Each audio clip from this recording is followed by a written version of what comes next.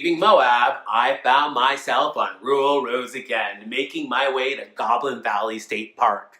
Driving through Utah was a visually stunning experience from start to finish. This particular leg of the trip often left me in awe, and to be honest, was so enamored by the landscape was unable to take one photo I felt did it justice. Made sure though to stop at every scenic turnoff, and spent many moments simply taking in the beauty and isolation before me.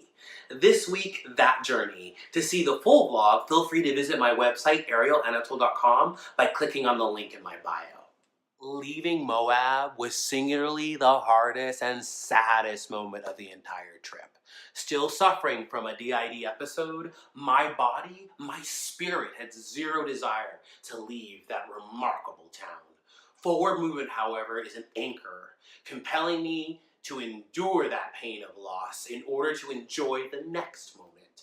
Travel was slow, yet deliberate. Spend some time at a rest stop, literally resting. Utah was definitely a healing experience. Next chapter, Goblin Valley. Goblin Valley Utah State Park is what I call a drive-in park. Access to the main feature is incredibly easy. The valley itself, a strong reminder that the entire region was once an ocean. Hence the fantastical and awe-inspiring landscapes. In my mind's eye though, this state was a dry and desolate place.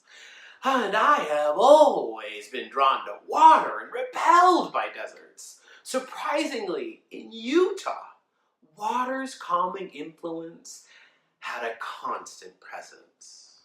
Walking through Goblin Valley's formations worked as a healing salve on my mental health battered brain. Next chapter, shame and loss. Taking a seat, alone, thoughts drew me back to Moab. Desolation took root. Mourning the kinship, the social bonds I had made, coupled with an accounting of my actions, shame and loss worked forward in my head. In that moment, my current existence was nothing but a pale imitation of the pure joy and life I had experienced in Moab. What was the point of always pushing forward? Consequences of that philosophy is one of the reasons I find myself alone in this moment and many like it. Even moments of joy are tainted. DID ensuring no clear happiness can be found. Next chapter, crisis. Not willing to go back and unwilling to go forward, another shift hits my head. A reckless push to keep myself moving because suicide has always been the deadliest part of my mental health. Luckily, there are better drugs today to help with this, but truth is, no pill will ever truly silence that impulse.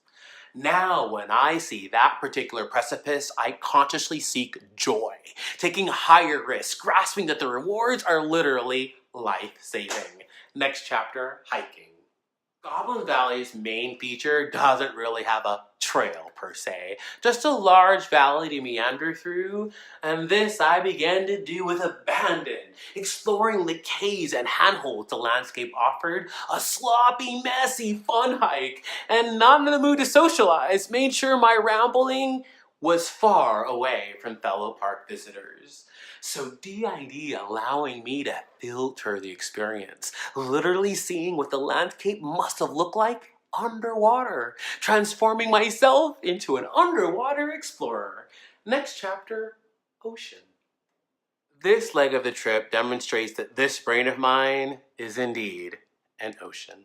DID can easily be the storm that creates rough seas and pulls at my anchors, but it too can be flipped and used to protect the sensitive nature of my mind in a very real way, protecting me from myself.